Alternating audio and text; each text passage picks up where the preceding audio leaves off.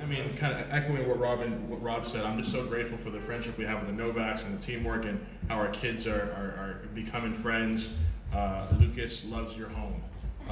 So he'll come and make a mess and then leave. And we're just grateful that you guys let us do that. So we're so grateful for your friendship. And also, it's also a very special day today because my fellow Jasper, Gigi is here. We go to the same school. I'm currently back in school with Gigi. So, let's go Jaspers. I don't know what a Jasper is. I think it's a guy, right? Yeah, it's a guy. It's a guy. Yeah, it's So an actual person is our mascot.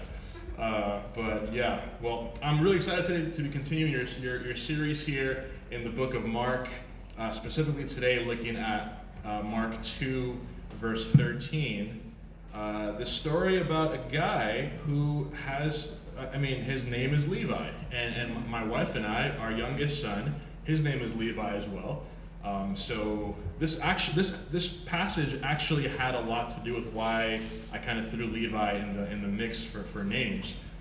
So just the fact that it lined up like this is really cool. So yeah, let's get into it. Mark 2. We're going to read from verse 13 to 17 as our main text for the day. All right, cool. So Mark 2, 13 says, "Once again, Jesus went out beside the lake. A large crowd came to him, and he began to teach them. As he walked along, he saw Levi, son of Alphaeus, sitting in the tax collector's booth. 'Follow me,' Jesus told him, and Levi got up and followed him. While Jesus was having dinner at Levi's house, many tax collectors and sinners were eating with him and his disciples, for there were many who followed him. When the teachers of the law, who were Pharisees, saw him eating with sinners and tax collectors, they asked his disciples, 'Why does he eat with tax collectors and sinners?' On hearing this, Jesus said, 'It is not the healthy who need a doctor, but the sick. I have not come to call the righteous, but sinners.'" So here's the passage, and there's a lot going on here that's not necessarily mentioned. So the Jews at the time were living under Roman authority, honestly Roman oppression, and they had these like sketchy ways of collecting taxes from, the Romans were collecting taxes from the Jews. They would do this by like hiring other Jews to like set up in different city points and collect honestly like these wild sketchy fees. Like there's like a fishing boat fee, a fee for the amount of fish that you catch, a selling fish fee, like those existence fees.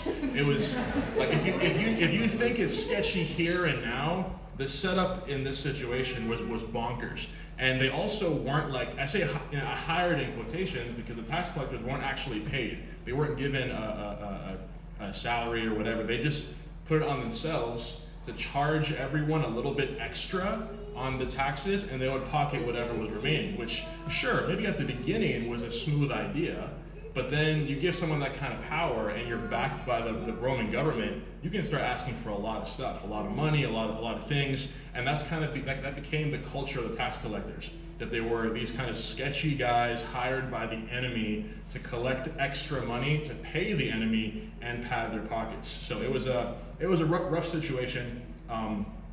They were seen as traitors by their own people as working for the Roman government, but also thieves because they're taking extra money for themselves. Levi, the name, actually means attached or connected in the Hebrew language. So I'm sure there was like this inside joke among people that knew him that he was attached to the enemy or connected to the oppressor, and honestly joined to a life of solitude because no one was trying to marry a tax collector because of what that communicated to the rest of the family. So he was most likely completely isolated from everyone else, joined to the enemy, attached to the oppressor. It was just a mess. He was probably seen as attached to his fate, attached to being lonely. He was a lot of things.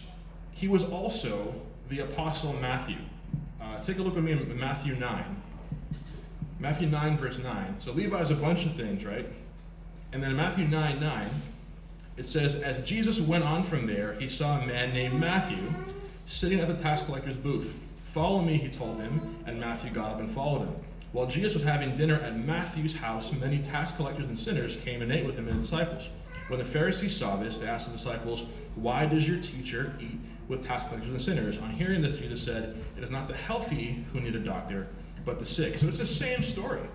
It's the same message, the same narrative of the life of Levi as told here through Matthew, I think very strategically on Matthew's part.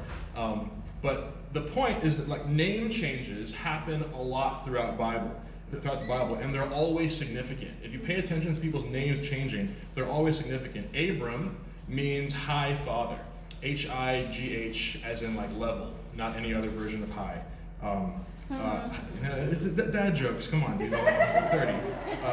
So Abram means high father, and he gets his name changed to Abraham, which means father of multitudes, because that's what happened. He was once just this father, and then God changed his name to Abraham because he was going to become the father of multitudes.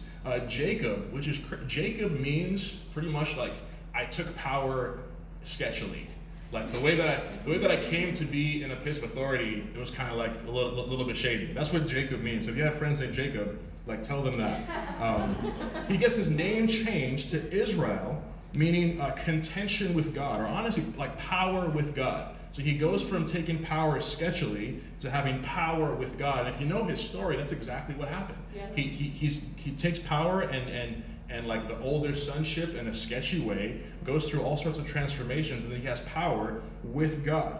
Simon means God has heard, and Petros, or Peter, means rock. So Simon gets his name changed to Peter, and the rock is, yes, the testimony of who the identity of Jesus is, but also like Peter becomes a huge foundational block in the start of Christianity. Like he becomes one of the main guys, and the voice that you hear in Acts 2 with the repent and be baptized, that's him. So he goes from being just this God has heard to now being this rock, this foundation. But notice the timing of the name changes here. Right. It's you will be the father of multitudes, so I'm going to change your name. You will have power with God, so I'm going to change your name. These names weren't put on the tombstone for the first time.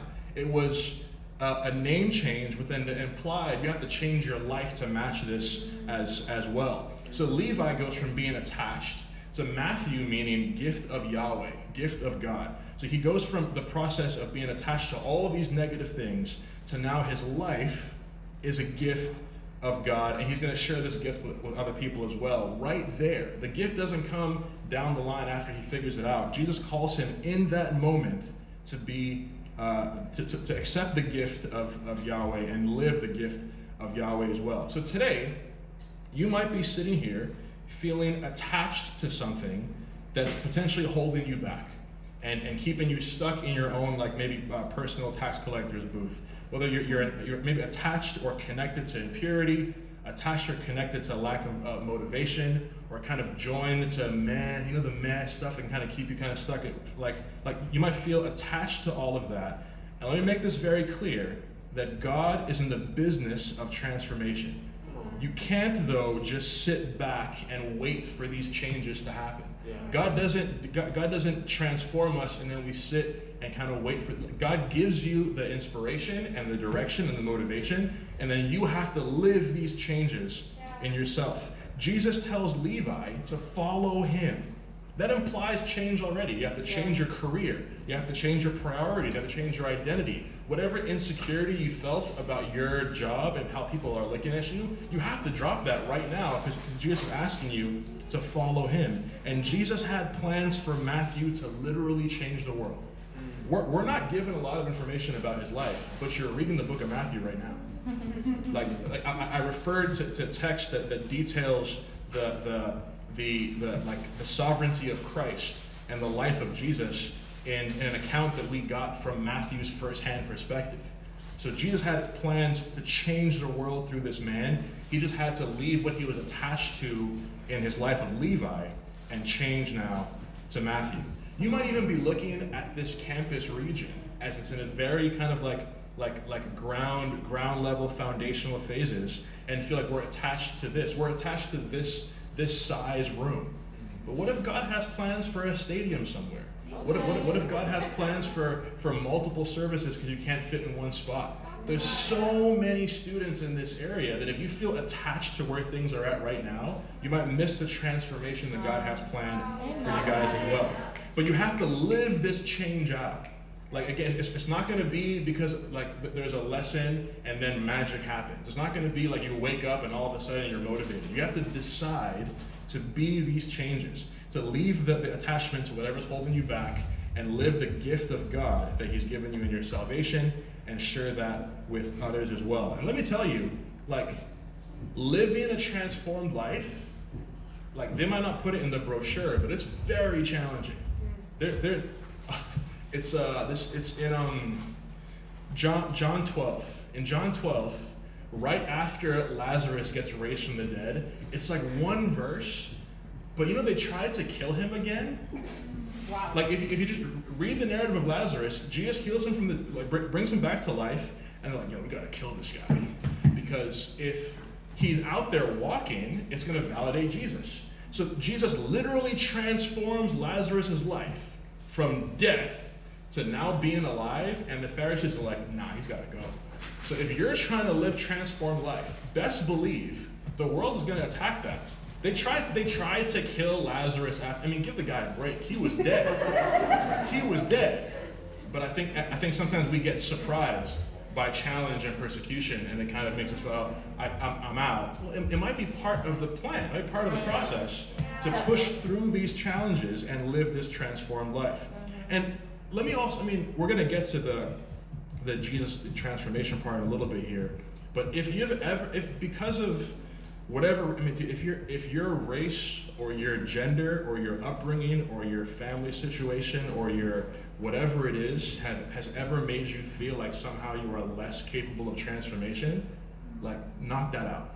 Like, that's just not how it works.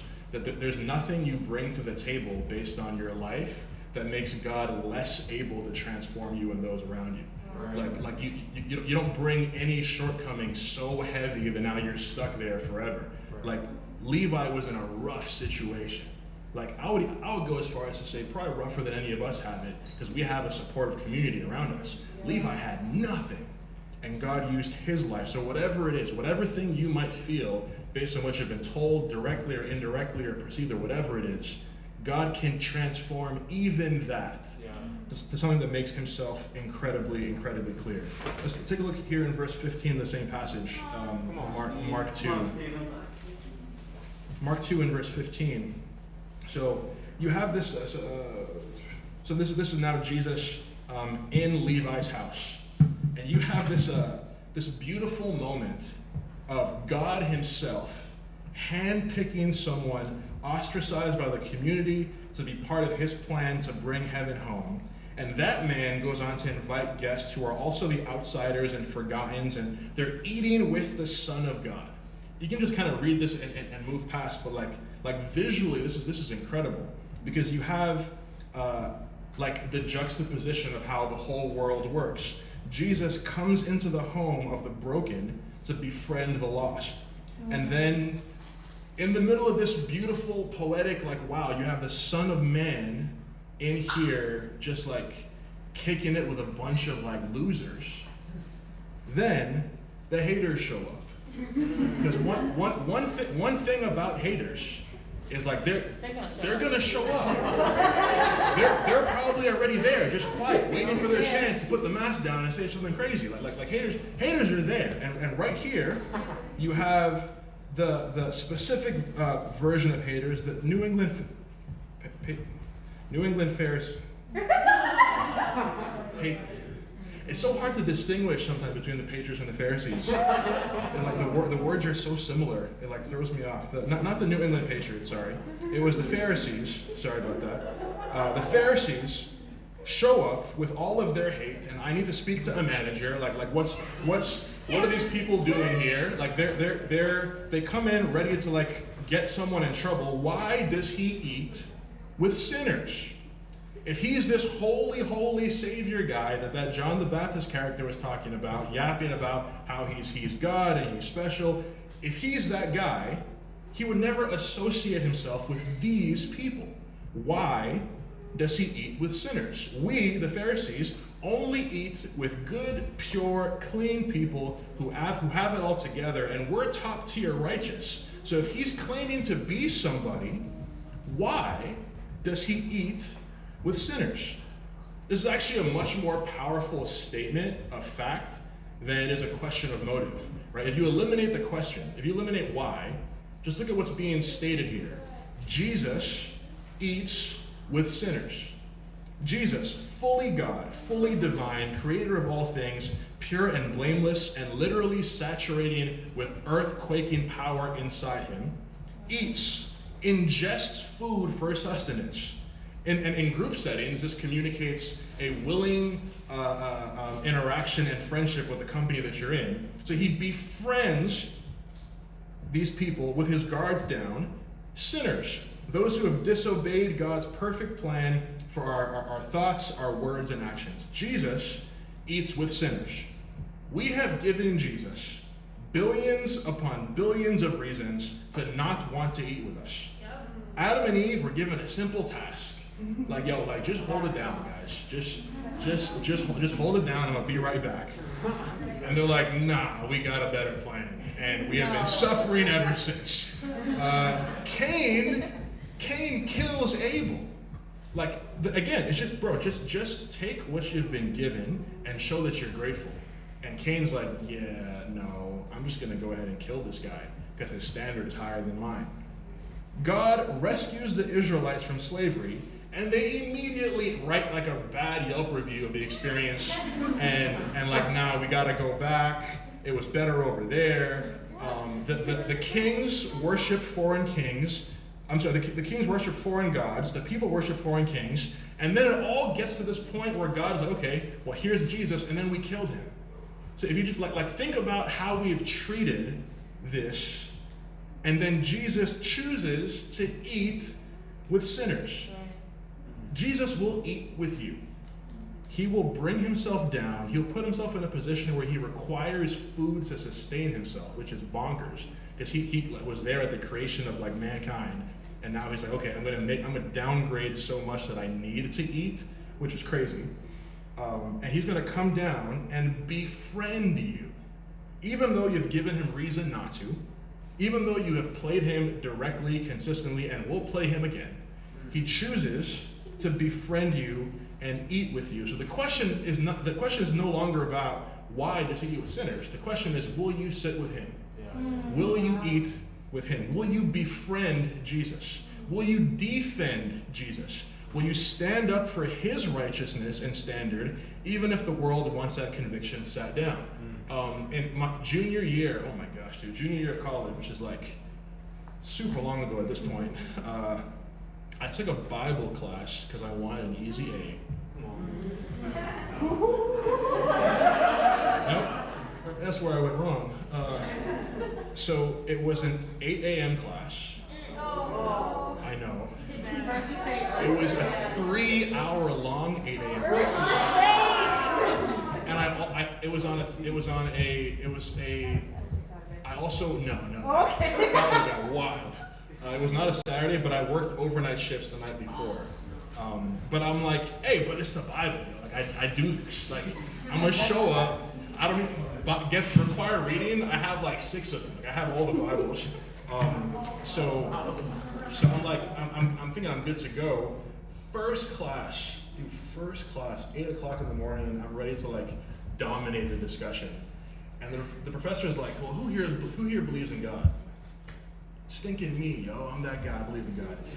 And she was like, you idiots. I was like, what? And the entire semester, this woman, dude, she didn't even look at the syllabus. She just goes on these rants about how people that believe in God are like not quite mentally evolved like everyone else.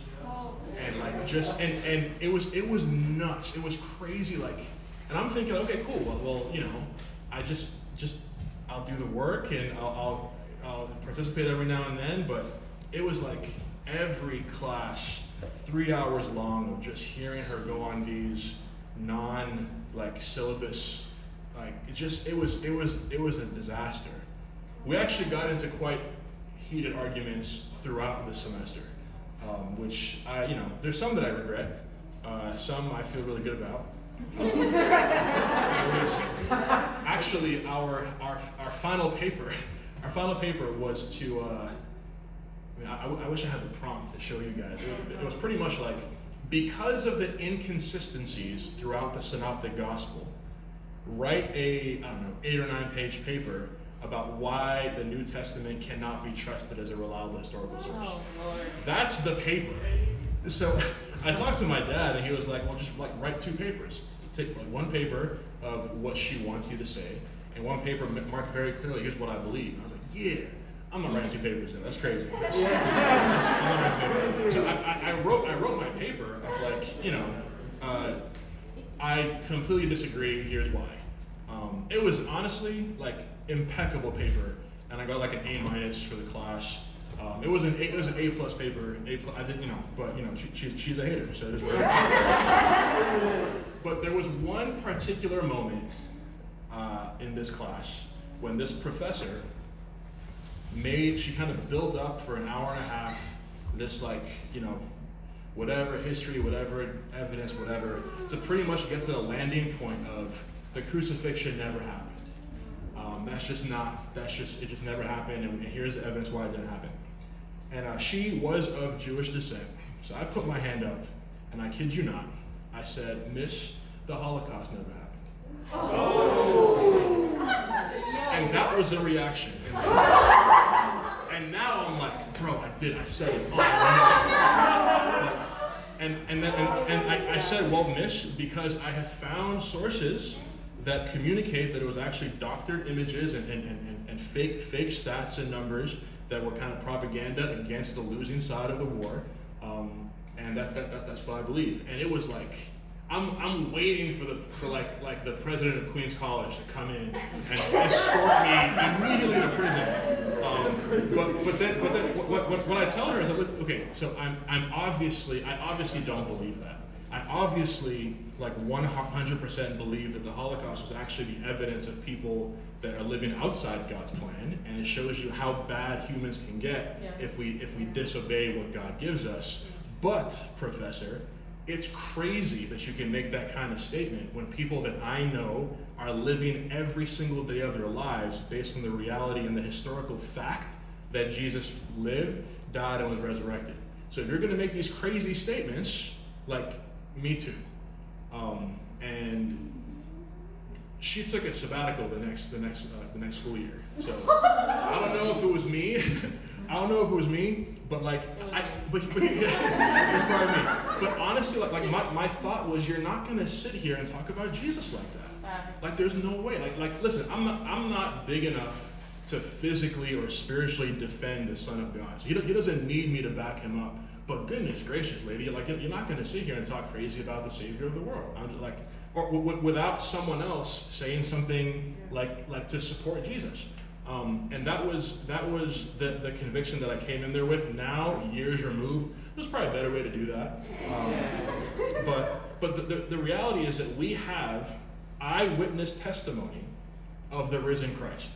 There's historical evidence that corroborates the life and teachings of Jesus. So much evidence that it makes other proclaimed existing historical figures seem like, I don't know if we believe that they exist, because there's thousands of manuscripts that are so are in such great detail that during the time they were written and presented, people could go fact check that day. The apostles communicate this area, this tomb, this city, this person's in charge. If you get a copy of this, just go check for yourself.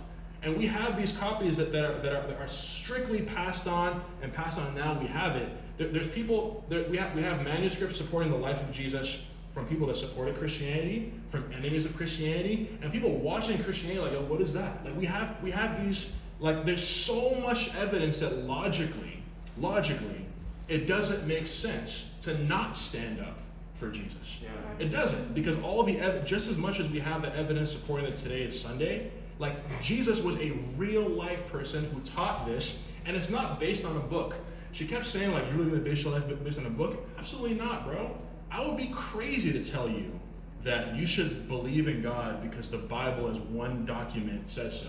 That is crazy. This is not one document. There's thousands of manuscripts that support this. It's not one author. It's people that saw and like, wow, you saw that too, right? Let's jot this down. Like it's thousands of individually supportive documents and manuscripts, and it'll be very different if there's one author. If one guy, I don't know, I don't trust one guy, but I can trust a couple hundred. I can trust a couple thousand, especially people that died for it. Because you're not going to put your life on the risk, life at risk, if you know that you're pretending. Yeah, right. Like it's not going to happen. At the point that we're going to kill you, bro. I'm just kidding, y'all.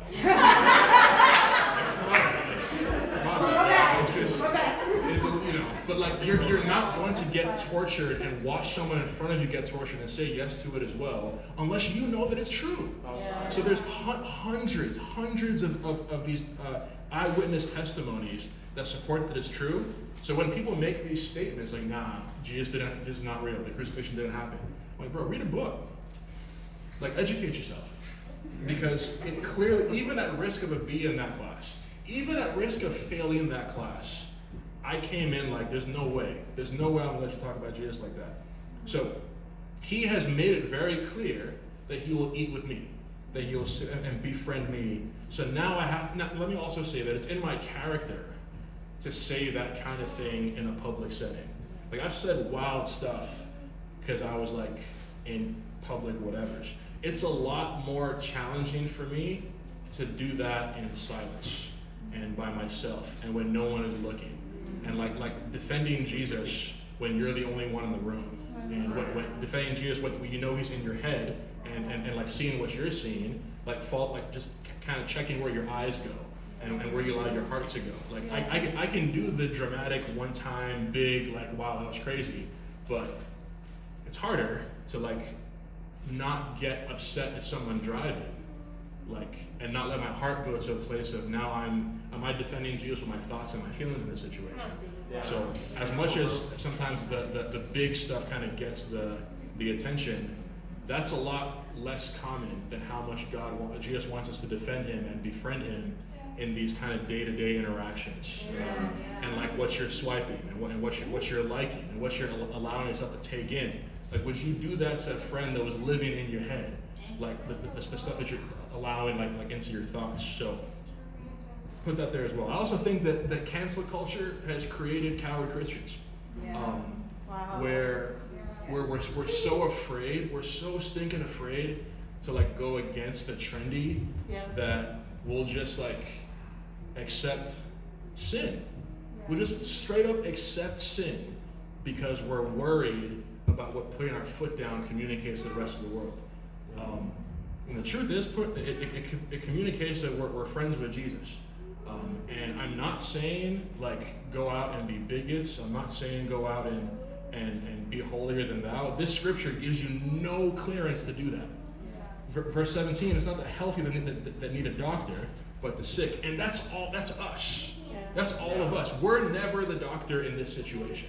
We're never the hospital in this situation. We're never the surgeon in this situation. We are constantly the sick that have the goodness, the amazing blessing of having God take care of us and then allows us to bring other people to him as well. You can't read this passage and arrogantly say you're more spiritual than somebody else. You can't do that. But at the same time, we also can't pretend like the world isn't trying to make sin okay, like all the time. And they rebrand it as tolerance and acceptance and love, and those are all God words that they've stolen and hijacked to mean something that justifies a lack of righteousness, and we can't do that and befriend Jesus at the same time. Yeah. I'm the guy that won't go to a doctor. I have a high level of belief in ginger ale and Vicks and tea and hot tea. That's me. When I was younger, around high school, I had ulcers, like stomach ulcers, and like my stomach hurt, but I'm like, bro, it's a stomach ache, like man up, and for weeks I was like, it hurts, but it's not that bad. Dude, I burped and had like blood in my mouth one day, and I was like, no, it's really bad. Like, that's not normal bodily functions. And we went to the hospital, and they were like, bro, like your stomach is tore up, and if you would have said something 3-4 weeks ago, you might not be in the situation where you're gonna have to be in pain for a very long time. I actually missed all.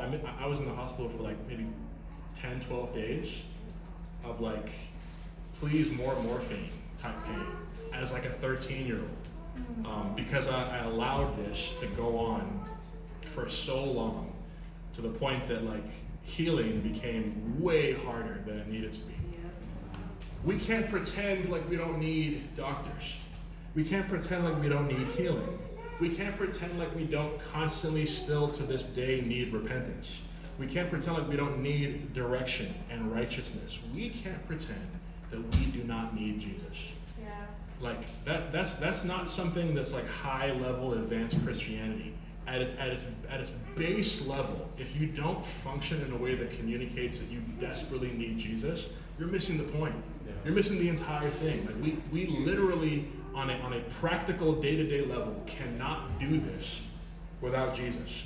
So rather than defending ourselves, rather than defending the world's sin, rather than going on the defensive of, no, everything is fine, just let Jesus heal you. Mm-hmm. Like, listen, in a room this size, there's a couple of people right here, right now, regardless of how happy you were singing and how many fist bumps and side hugs and everything as fine as you gave, there probably needs to be a lot of healing in this room. Like something happened. Something is happening. You're worried about something going to happen that requires healing. If you try and pretend, listen, if you can get the help down the line, it's going to be so much more painful. So much more like unnecessary stress on your body and your mind and your soul. Get the help today. Jesus came for that. Don't waste Jesus' time by telling him that you're good when you're not. Like he's done the work, and all we need to do is take the healing, because Jesus wants to transform you. Jesus looked at Levi and was like, dude, I have so much better plans for you than what you're attached to right now. And that doesn't end with Levi. That never ends. You have an equal ability to live a transformed life and transform those around you and be the gift of Yahweh that's there for you. Just let Jesus transform you. He also wants to befriend you. And like, you know when you have the like followers list and every now and then someone is verified and it's like, yo, my friends are popular. Like Jesus, the Son of God, is like, I want to be your friend. I have two friends that follow me that like are just, you know, Kyle Norville, some of you guys may know. Kyle's wife is like low-key famous. And like she, you know, like likes my pictures. I'm like, wow. I did it. I made it. But like that's another person. Jesus Christ, the Son of God, the Creator of the universe, is like, I'm just trying to be close with you. Right. Like, and I'm willing to, like, we can't downgrade to make a relationship with Jesus work. We're dating way up, for that to happen. So he'll reach down and befriend us. We just have to do the same for him, because at the end of the day, no matter how like good you think you are, we all desperately need Jesus, right? Sure, the world needs Jesus, yes, we know that. But you sitting there today at a church service in the middle of Manhattan, like almost like 2 p.m., you need Jesus. And we have to act that way in order to fully understand the plan that God has for our lives. So he wants to transform you, he wants to befriend you, but you have to realize that you need him desperately. And the person you are living under that is exactly who God wants you to be. Thanks guys for letting me share. Thanks for coming.